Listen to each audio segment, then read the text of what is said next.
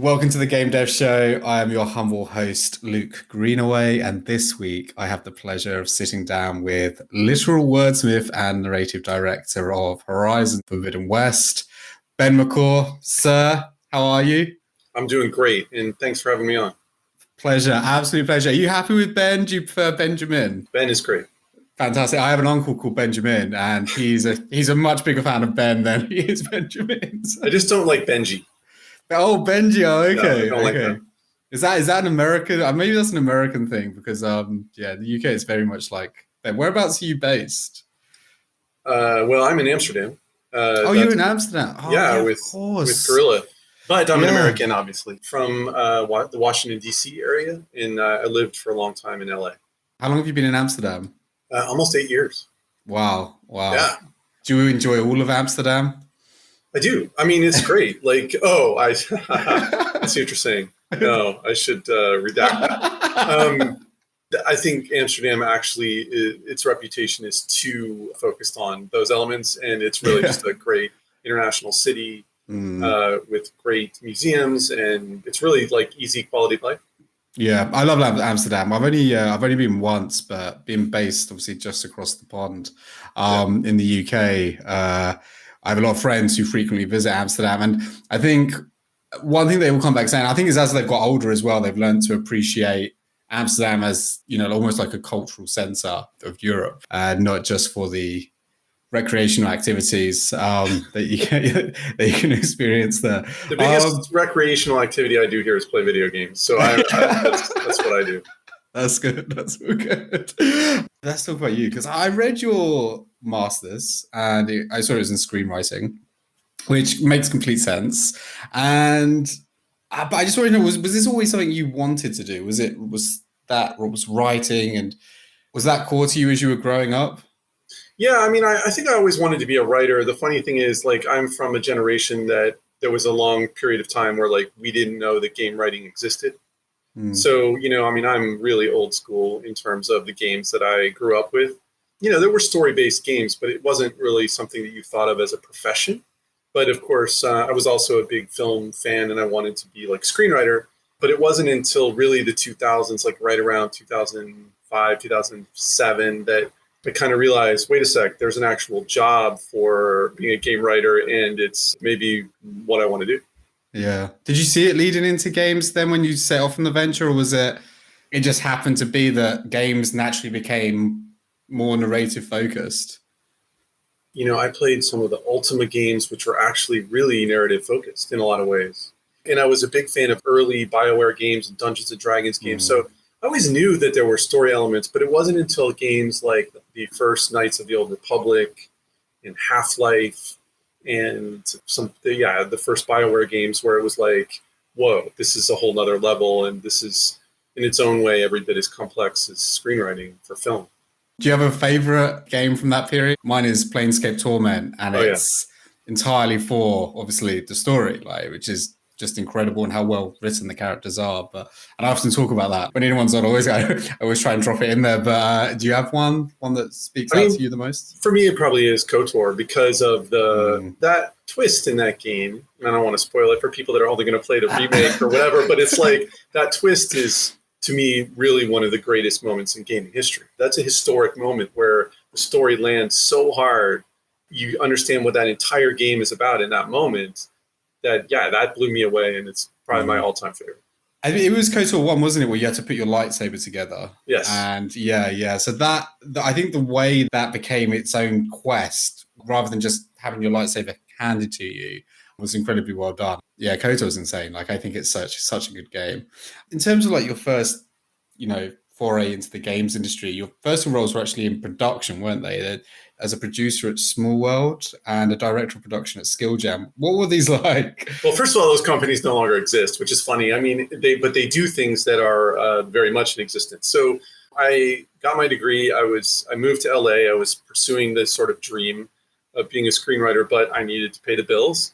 And I looked for things I had some little bit of experience in the internet industry. So I managed to get jobs as a producer for those two companies. The one, Small World, what that was a fantasy sports company. And I was really into that. I was really into NFL football. And so, not the real football. And also into fantasy sports. That was actually kind of a really cool job. That company didn't actually kind of really last. This was sort of during the .com boom. But I was also just kind of intuitively looking for anything that had to do with games. And then Skill Jam was the same way. That was what we call a skill-based gaming company. So they would do like small little arcade games that you would play in asynchronous multiplayer. So like you would compete for score against other people playing the same game, just not at the same time, and you could win prizes for that. But I will say that at both of those jobs, having the skills of being a producer were enormously helpful to me later on, especially as a lead, because you're constantly thinking about those aspects of just sort of like, how are we going to fit this all together? Who's going to do what? How are we going to make this game happen? Yeah, of course. I was going to say, because they must have stayed with you for such a long time, but at the same time, they seem quite far away still from screenwriting. At that point, did you think, am I actually going to become what I wanted to be and what I studied for? Or did you feel like, actually, is my skill set just naturally going to become much broader within production? I was terrified because I was worried that I would never get my big break. I mean, that was really what it was. It's the very like LA experience. And what happened was I had many near misses on the sort of screenwriting side. But then in 2007, a friend of mine hooked me up with someone from Ubisoft. That was the sort of crack in the door. And I kind of went from there. And then at a certain point, and this was around 2014, I was more like, I don't even want to do the film Hollywood scene anymore. And I just want to get fully into gaming. And that's why I wound up going in-house at Guerrilla. I think it's crazy because you're at Ubi, one of your early titles was Prince of Persia, The Forgotten Sands, which was also nominated for several writing awards. I suppose that is a brilliant big break, but it's also a fantastic way of making the most of the opportunity. What was it like working on Prince of Persia? It's a funny story. So it was amazing. So like one of my all-time favorite memories in the video game industry was the first time I was freelancing for them. So I went up to Quebec City, where that part of Ubisoft was based. And I went into the studio, and the creative director there was a guy named Mario Lord, amazing guy. And he brought me into this room where we were going to first start talking about the project, and it was just covered with concept art from the game. And that was one of my all-time favorite memories of just starting out, because that's awe-inspiring. I mean, I don't know, I'm sure everyone at this point has seen video game concept art and how beautiful it is. This was particularly beautiful because one of the themes of that game, the visual themes, was actually all about plants and sort of overgrowth. So it was this verdant, kind of crazy, amazing, epic landscape. That was kind of my intro to it. The funny thing that's really weird about that title is that Ubisoft really did some strange things with sort of marketing there, because they had the movie coming out, the Jake Gyllenhaal movie, but they were basically producing, I think, 4 different games at once.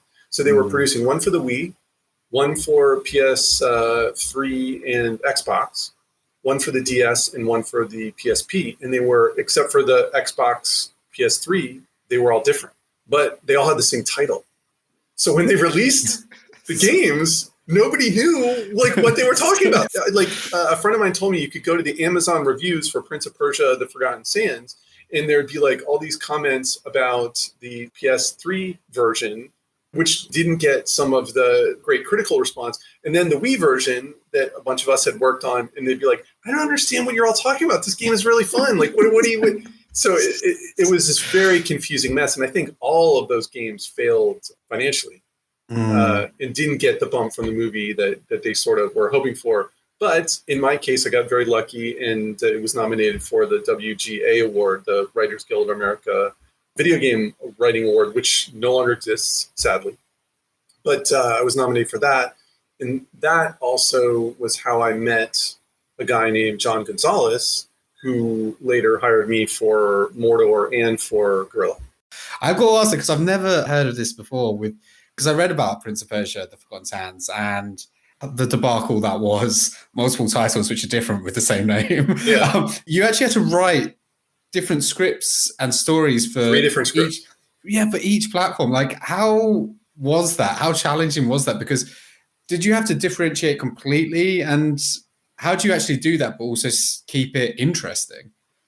I mean, you know, what really helped was that the games themselves were so different. So like the Wii game had a very specific setting in this kind of desert oasis with all this kind of plant life that I was telling you about. The PSP game was a side scroller, and the DS game at that point was really, was sort of like an even more kind of primitive side scroller. So the design of all the games was just completely different. That really influenced the story for all three of them. When you're working back then in handheld, you just kind of do whatever you can do. There isn't so much storytelling kind of opportunities, especially on the sort of DS one. The Wii U one is like a full AAA like story that, it just had a lot of nice things came together. And again, got to credit the creative director on that too, because he was very influential with the story and also just a great partner to work with. Continuing like the Assassin's Creed trend, I also read, like whilst I was talking to you, that you worked on several short films that explored the Assassin's Creed universe. And these were actually cancelled, unfortunately, during an acquisition by Ubi. Was this hard? Because it sounds like it was quite a big undertaking, and to have that taken away. It was okay. I mean, when I worked at Ubi, I worked on a lot of canceled games. When you're a freelancer, that's something you just kind of have to live with. I think I was just so happy to get the work. I was so happy to get the work. And by the way, in two of those, I was trying to think of this today. I did three of those shorts. I cannot remember what the third one is, but two of them were super cool. Like one of them was imagining Assassin's Creed as a Western. And one of them was as a kind of like World War II Indiana Jones kind of action sequence. They were really fun. But I will forever be grateful to Ubi for those opportunities. But there was a lot of chaos. They were trying to figure out, they were acquiring that sort of CGI studio. They were trying to still figure out what, this Assassin's Creed 2 hadn't even come out at that point. They were still trying to figure out what they had on their hands and how to expand it and what to do with it. And they were also, and this is the Ubisoft thing, right? They were juggling many studios, like Montreal, Quebec City, Paris. It's a big thing. And like, I was a small fish in that, universe. Yeah. I'm surprised they didn't include them anyway, right? Like, why not? I don't know why. Did you find out why they didn't make it, or? They just started over. And I had the exact same experience on Far Cry 3, where like I came in, worked on it a little bit. I met a couple of really amazing people, Lucian Solban and Josh Mosquetera, just two great guys. And then they just reset. They just completely reset. And it's nobody's fault. It's just like what the company needs at that time. And they obviously with Far Cry 3 wound up with a great result. So, but it was definitely like everything with Ubi was like, I don't know what's going to happen next. So from Ubi, which sounds like it was incredibly fun and you obviously learned a lot, but you actually then went to Warner Brothers and you worked on Shadow of Mordor. I love massive Lord of the Rings fan. I think they're brilliant and I love the Middle-earth games. I'm huge. We were chatting obviously beforehand, but I'm a massive RTS fan. I love Battle of Middle-earth 1 and 2 as well. They should make a third. I know there's a fan-made project in the works, but what was it like working on a title set in Middle-earth as a writer? So first of all, got to give credit to Warner Brothers and to John Gonzalez, who hired me for that project. And I played a small role in that, but it was really cool.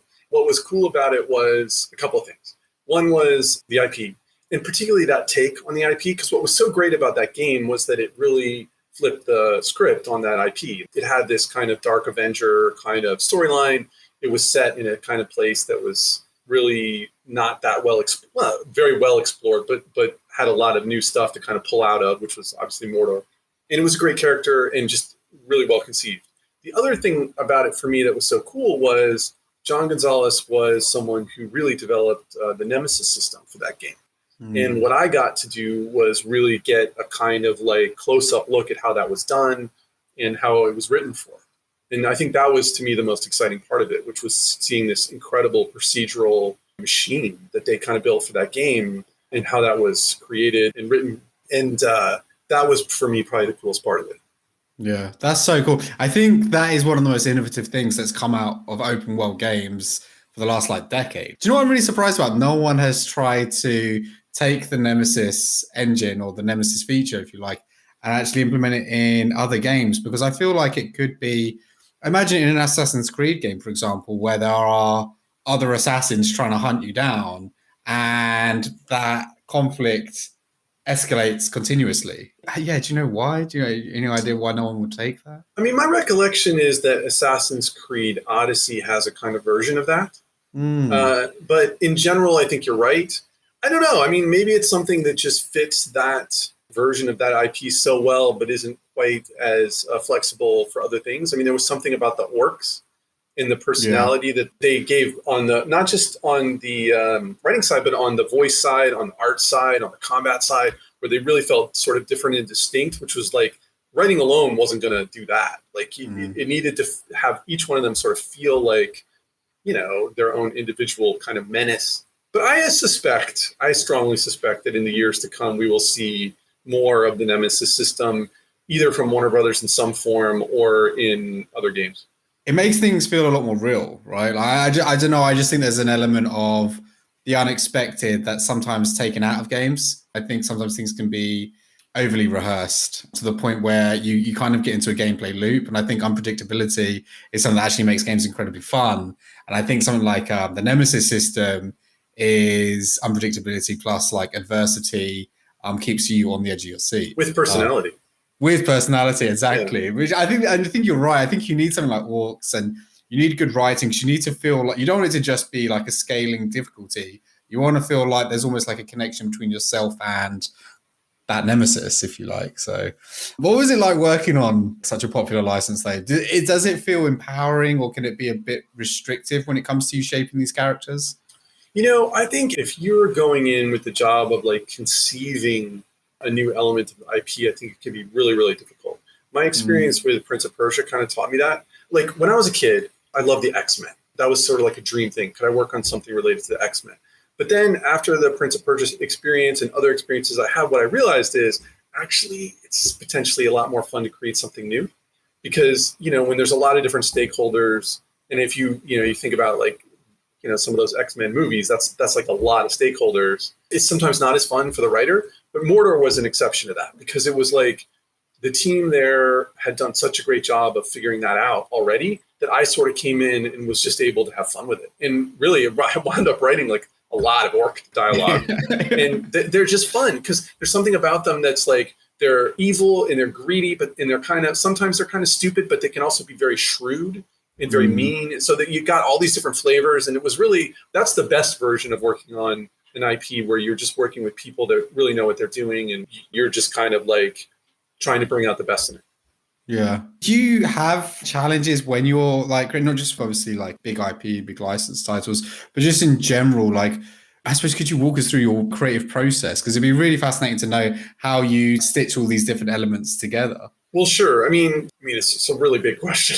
Yeah, no, sorry. I guess I can talk a little bit about Horizon. I think Horizon probably provides a better example for that. One of the things that's critically important is a concept that I would call research, but it isn't really research in the sense that you think of it like going up and looking something up in a book. It's more like you've got to know your world. You've got to have a world, whether it's Middle Earth or whether it's one of your own creation or whether it's some sliver of the real world. And you have to define it and you have to know it. And you have to know a lot about it, a lot about its history, about its characters, about why things are the way they are in that world. If you do enough of that, that's how you avoid cliche. Anybody can go out and do a game about orcs and elves, right? Anybody can do that. But the specificity required to make it really, really good, that's hard. And that's what they did on the Mordor game a lot, because it was like, that was such a specific slice of it with these specific antagonists and a specific hero. And the other thing you got to look for when you're doing that is conflict. Conflict at every level. So like conflict at the personal level, obviously at the level with like your antagonists, but maybe conflict with the environment, like conflict with, that's big in a video game, right? Conflict between factions. And then, to make it personal, inner conflict or like conflict between individuals, families, friends. And you're sort of looking for that at every single level. And if you can kind of find that, chances are you're going to find an interesting story. Because I suppose you're responsible for bringing everything together and doing so much of the writing and the narration. Can you sometimes get into a position of like chicken and the egg? Because where you're creating the lore is you're, writing the script and you're bringing these characters to life. Are you the one that's actually setting the structure and the foundation there for everyone else to build on sometimes? Well, this is the great thing about working at a video game studio, especially one that's mature, that, that really kind of knows what it's doing, is that you have so many colleagues that are helping you with this. So one of the great pleasures of working at Guerrilla is their art team. It's not what you think. So obviously there's like concept art and character art and things like that. But let's say at Guerrilla, like our team is going to design a military facility or maybe like a dam or something. They're going to research it, draw it, build it exactly how it would work. You know, and it's not just a dam. It's not just a military base. It is a richly imagined, almost physical working model of that thing. And when you have that level of detail and you have access to people that can kind of do that, or brainstorming on that level about enemies, about parts of the world, about levels, about characters, it's never just one person doing it's a sort of collaborative effort. And, you know, my role is really to just to find the kind of human trend or human through line through all that. What makes you feel about it? That's kind of my job. I think it sounds so cool.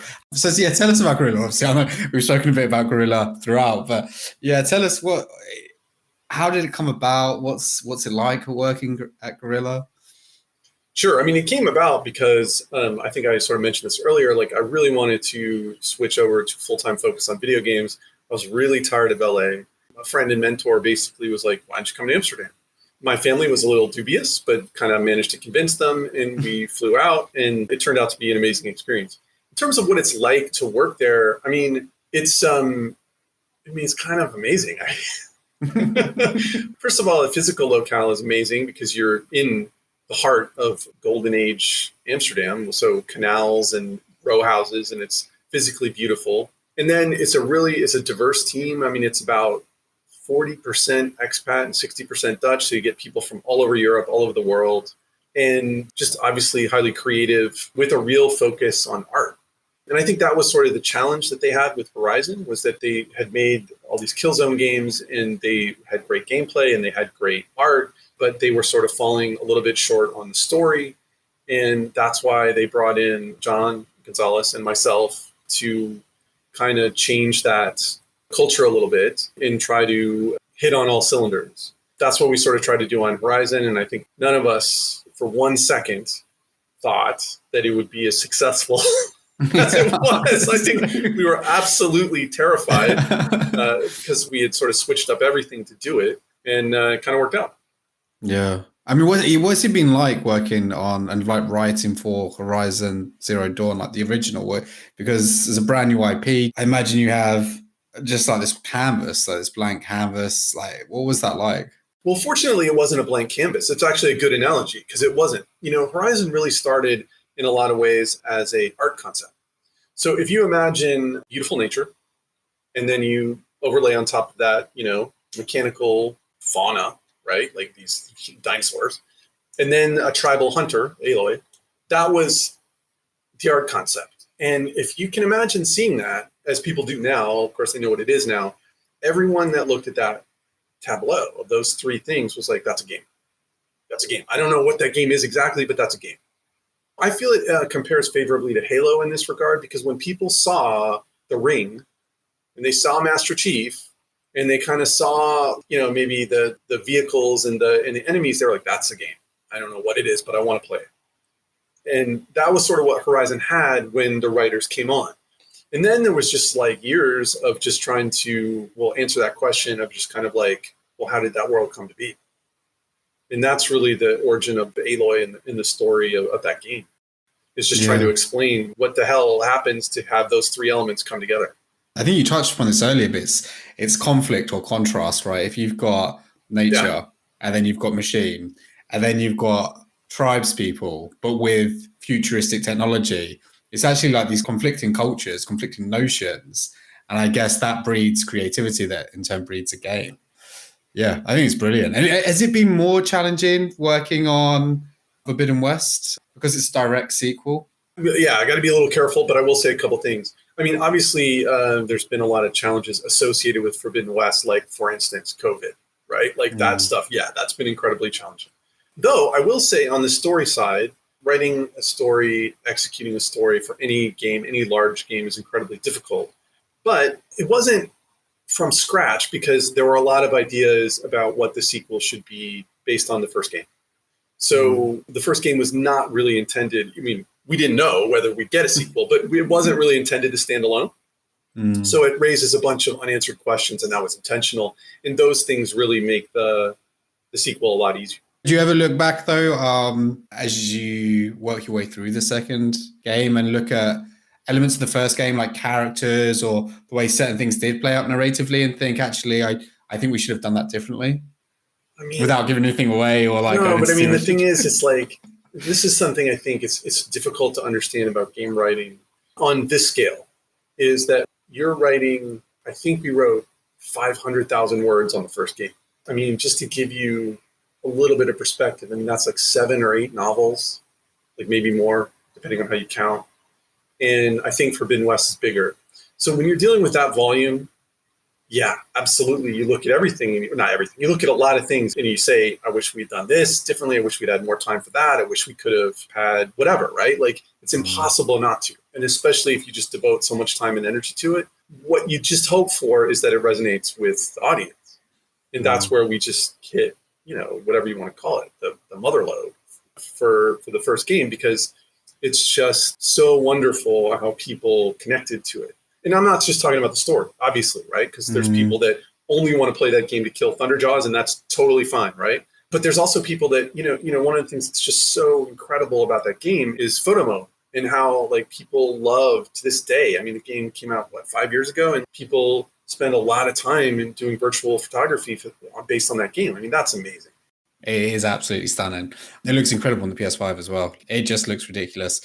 Have you found in your journey there, like a Guerrilla? Because when you joined, you were a lead writer, is that correct? And then you worked senior. I started as a senior writer, writer, and then a lead writer, now the narrative director. I suppose, how have your challenges expanded, and how's your journey changed and your role changed in that time? Are you further apart from like character creation and development that you were before, or? Yeah, can you talk us through that? Sure. I mean, so you have to understand that when I arrived there, I had been a freelancer. And this is really important because I was going in-house really for the first time. And I'd also been in LA for a long time working kind of alone. I mean, like, of course, I had contacts, and there were producers and managers and all that stuff. So I get to Guerrilla in 2014, and it's like, this is a team. And I just loved it. I want to hang out with everybody. I want to know what you do. Let's figure this whole thing out. And like, that was amazing. And I think that'll always be a highlight for me. It's just that sort of first year or two of just like, this is incredible. Since then, I still get to work with that team, and the team changes and evolves. I think I do sometimes miss the like kind of hands-on, like get together with like a quest designer and kind of really like hammer out the very nitty-gritty specifics of this or that quest.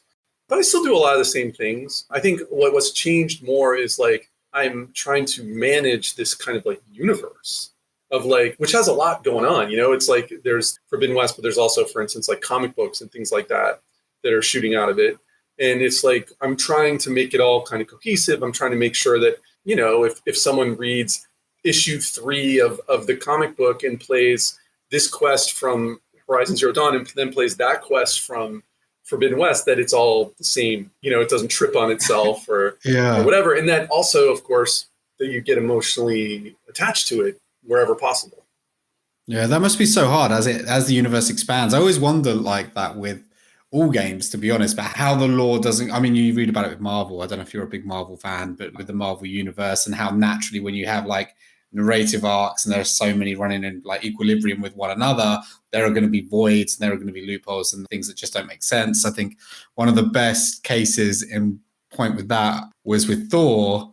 In the first Thor, you see the Infinity Gauntlet in the trophy room. And actually, when you first see it on Thanos, it's on the other hand. Right. And they managed to get round this hole I think it's Thor Ragnarok, Hela, when she walks through the trophy room, she pushes over the gauntlet and says it's a fake. Yeah. And it's quite a clever piece of writing to actually bring that loop to a close. Do you have a process in place to manage that level? Because Horizon Zero Dawn seems to be just expanding and expanding its lore. Well, so first of all, we're going to make mistakes like that. I guarantee it. I don't know what they are, but they're there. So apologies in advance, right? Like we're making those mistakes. So you're a Lord of the Rings fan. Let me try to put this in a way that I think you'll relate to. When I was a kid, I had this book. It was called the Token Bestiary. And it was kind of like an encyclopedia of Tolkien. And I read it. I wore it out. I read it so much. And at some point, I also got a copy of the Silmarillion and the sort of like appendices of that. They have timelines, kind of explain the thing. And then also there are editions, I think, or maybe all editions of The Lord of the Rings that have all of this ancillary material about where Gandalf was, at X point before this part of the story happened. And I love that stuff. I loved it. There was something about this idea that this universe is bigger than what's just in the books. And what happened? Where was it? One of the things that still bothers me to this day is this idea that in Tolkien, there's a story about how Gandalf showed up one day on a boat to Middle-earth, and he had two buddies with him, Saruman and Radagast, and there were two more. And nobody knows who they were. It just kills me that I don't know who they were. No one's ever fleshed this out. I actually thought that would be, somebody should make that video game of those two other wizards and what happened to them. But anyway, the point is, that's how I feel about Horizon. I'm interested in every little detail, and we do our best to keep track of it all in documents that are kind of a lot like what I'm talking about that Tolkien did, right? I mean, I'm not saying we're doing it as well as he did, but timelines, faction profiles, outlines, whatever it is, right?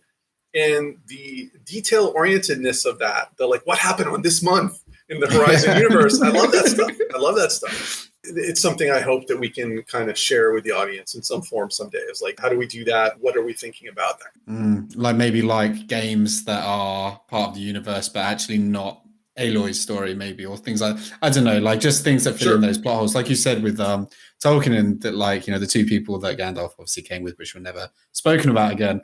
It's interesting. I was speaking to, we had Amber Leguri on. She was actually talking about her time beforehand at IDOS and when she was working on Tomb Raider, and they actually had someone whose entire role was basically to update everyone on the lore to make sure, because there were so many different Tomb Raider games over such a long period, even though it's not as narratively led, it is kind of now, and they want to make sure that things are quite succinct. And that was all they did, was they just filled in all the teams. It's actually quite an expansive position because it affects art, it affects narration, it affects sound, it can affect everything. It's incredible how complex these game worlds have become because the narration and the lore and the story is so expansive now. Well, one of the things that we have too, which makes it even weirder, is obviously of Aloy and everything that happens in the tribal world, but we have this super, super detailed history of the 21st century, right? Of how all the bad things happened that led to, Zero Dawn and all that stuff. So that's pretty detailed too. I mean, it gets more detailed with everything we add to the story, right? So. Yeah. There's gonna be things we find out in Forbidden West that are gonna obviously hope. We won't go any further on this room. I wish I could say more. So on this subject of these ever expanding worlds and IPs, how specifically has narration changed in video games for you since Prince of Persia to now, basically? Well, I'm not going to use Prince of Persia as an example because that was such a beautiful example of collaboration. But in a broader sense, game writing just has a bigger seat at the table. So there is an industry-wide acknowledgement that even if you're not making a completely story-based game, that you need to have writers and narrative designers front and center as these games are being mapped out. And the earlier you do it and the more collaboration you have with them, the better the material is. I know that there are plenty of games that are heavily design-based, but I mean, look at League of Legends. So that went from, one of the most successful games in the world. That went from being a kind of incomprehensible mix of sort of different fantasy universes that are sort of all in the same universe to something that they've built now because they realized this exact thing that I'm talking about into a much more coherent kind of world where now they have this hit Netflix series based on it, right? It really pays to have the story people in the room from the get-go. And I think most studios understand this. Some like Santa Monica Studio or Naughty Dog, where it's the story people practically are the creative directors and things like that, but also to all kinds of other games. And even a game like Apex Legends, which is obviously a design heavy experience. It's, it doesn't have a lot of actual narrative design in it. Even them, they realize how much people love those characters and they sort of want more story out of those characters. So that's the difference. It used to be that games are about design, they're about combat, they're about art, but they're not really stories, and you can just kind of tack that on later. Now it's no, not when you're making a AAA game with a story where you have hundreds of people and potentially tens or hundreds of millions of dollars at stake. That just doesn't make sense because what you're going to get gamers will know it's an incoherent experience. Like it's like what is the term? Ludonarrative dissonance, right? It doesn't add up. And gamers want, not all gamers, but a lot of gamers want a cohesive world. I want games, and I think in some ways they get in there, but like, like Breaking Bad, where we have that level of character development with Walter White, and you have this love-hate relationship with someone. I want to feel that, but with the character I'm playing. And I think we will definitely get there because, like you said, like I love that Narration is now at the table, right? It has a seat at the table.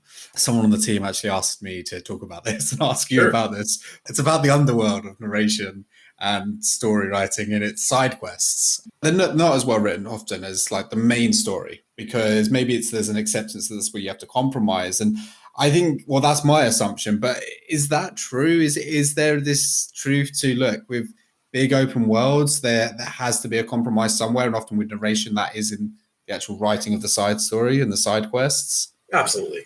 I mean, like, what can I say? I mean, look, you're talking about a situation where you've got just an enormous world with an enormous amount of content.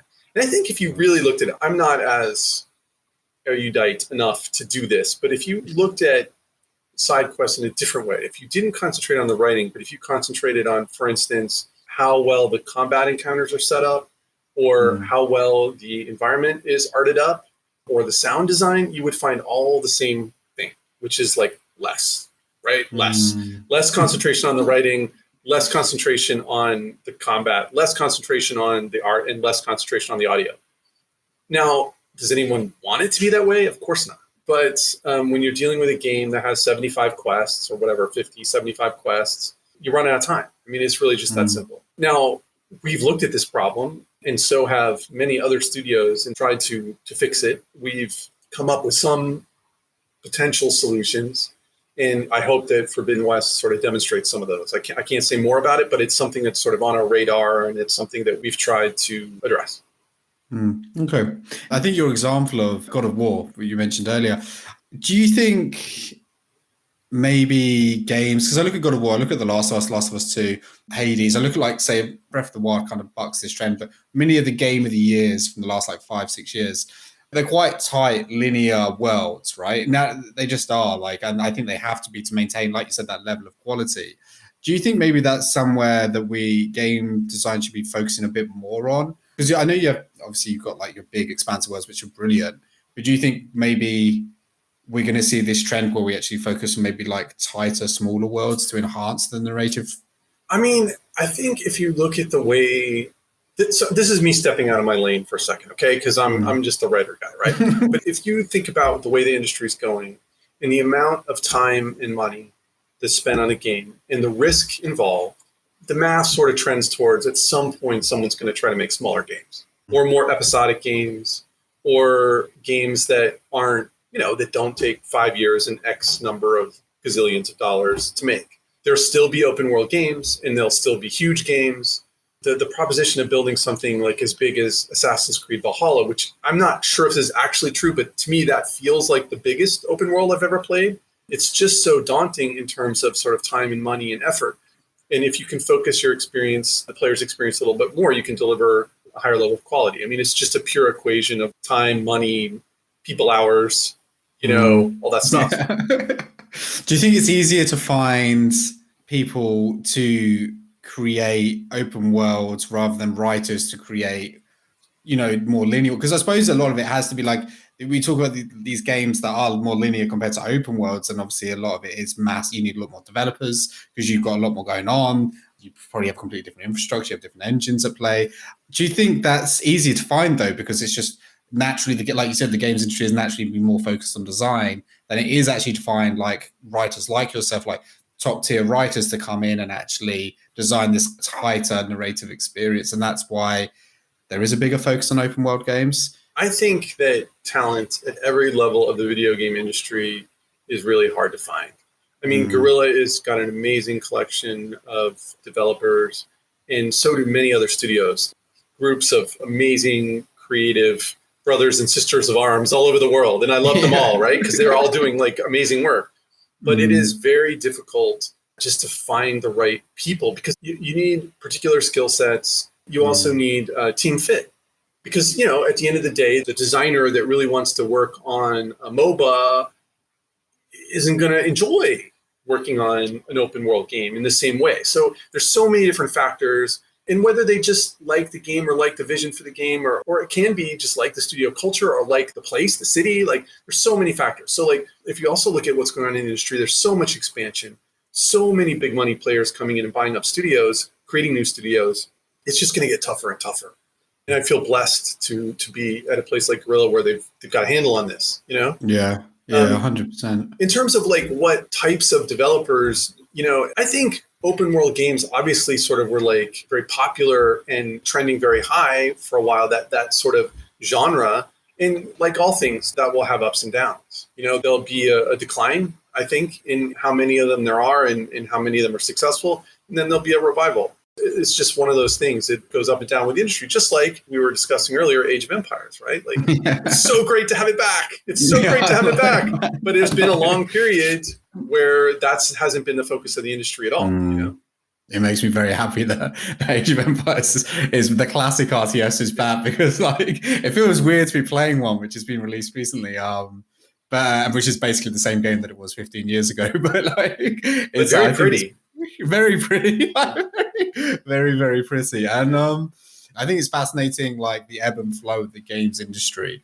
Yeah, we obviously touching upon it earlier, but like Breath of the Wild, obviously Zelda's been open world for quite a while now, but Breath of the Wild's actually a lot more focused on survival, if anything, and it has many influences which like crafting and things like this that have obviously come from other games. And I think it's going to be interesting to see actually linear games, how they would take on open world like Dark Souls. I think it's a fantastic example of this. We're about to find out. Yeah, I know. Yeah. I can't wait. Although I'm not going to spend £400 on a beta key from eBay, but I think I'm really interested to see how that adaptation plays out, because it's weird. It's got a completely different challenge where the lore has been quite obscure in some ways, and no, I think on purpose. Obviously, I think they want you to fill in the gaps. And I was going to ask you about this. Where do you see narration going in games? How do you think it's going to evolve? I mean, it's going to evolve in a couple of different directions, but here's a couple, okay? So, I mean, one of them obviously has to do with VR. It's been in the news. The metaverse has been in the news quite a lot. Development may be slow, but at some point it's going to hit a kind of critical mass where it'll be more, I wouldn't say standard, but sort of more like mainstream. And when that happens, that's going to change storytelling, because storytelling is different in VR. Speaking to colleagues around the industry, it's very hard to focus the player's attention in VR the way you would do it in a game like Zero Dawn, because of like a cinematic. You can't really do a cinematic in VR because you can just kind of turn your head away, right?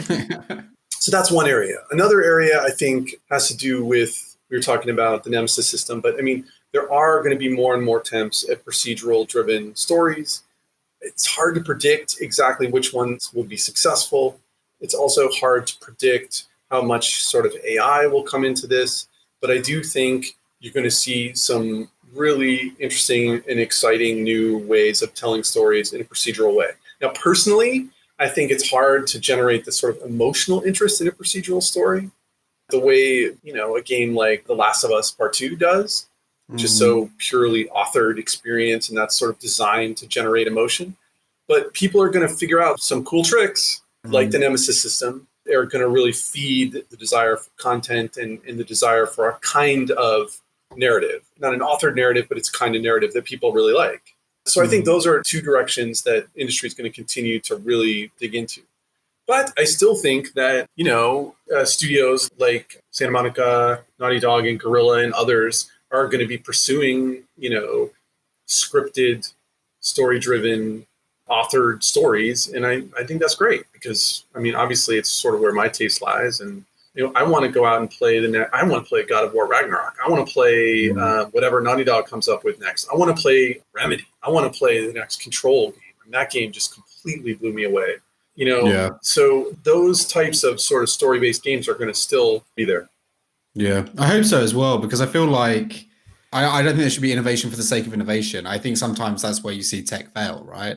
Can I just say one thing about that, though? Yeah, sure. Here's what I love about video games, right? And this is something that the metaverse cannot alter. In fact, can only enhance. And this sort of relates to this sort of conversation about is gaming art, right? Or video games art. But it's like inside a video game, you can read a book. Inside a video game, you can look at a painting. You can watch a film. You know, I don't think that these things should replace the actual non-virtual versions of those things. But the possibilities of this space are just so enormous.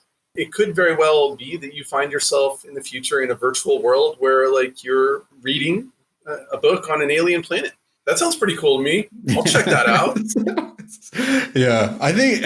I want to see how it enhances it, you know, but right, I'm the kind of guy who goes to books like, you know, Ben Baldur's Gate. You just read everything. Like, you know, so good. You're now my favorite gamer. You're the target audience. But yes, I think that's where you get the emotional attachment to, because everything feels more real, right? Like, anyway, I could talk about this forever. I've got two more questions, like brief questions, just to wrap us up. And we're talking about the metaverse and where narration's going, where the games industry's going. What about yourself, right? Like, I know you mentioned, you know, we're always wanting to work on like an X-Men. You loved X-Men growing up. Like, would that be the dream for you? Like working on the X-Men IP, like an X-Men licensed title? No, I don't think so. I have not exhausted by any wild stretch the Horizon universe. I am where I want to be. Am I looking forward to this Wolverine game that they're making over at, I think, isn't it Insomniac?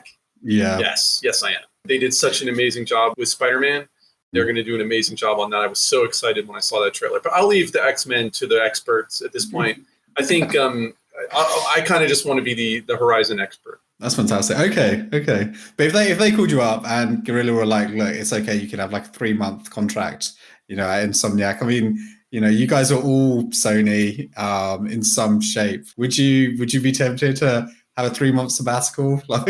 No, I wouldn't. But I'll tell you what I would do in a heartbeat. I would love to do a little tour of the West Coast where I went to visit Naughty Dog, Santa Monica, Insomniac. That would be Bend. That would be amazing. Absolutely amazing. Yeah.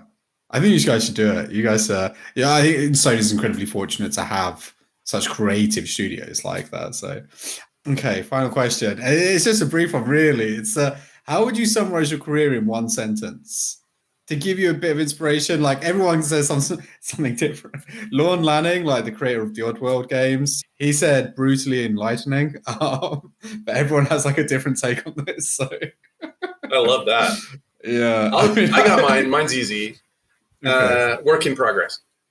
Oh, that's 3 words. Great.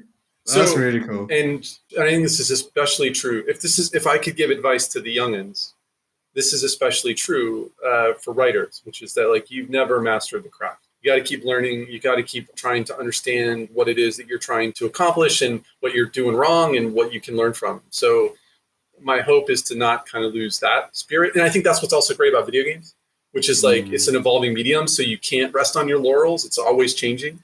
So yeah, work in progress. Fantastic.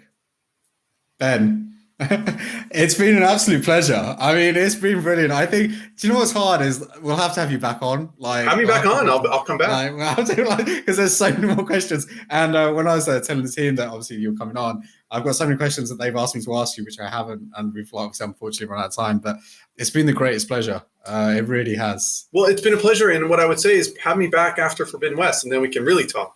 Yeah, we can really talk. Yeah, exactly.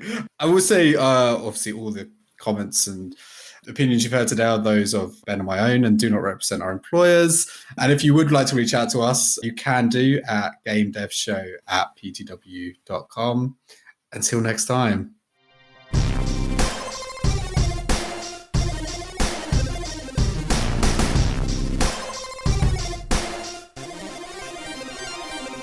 Game over.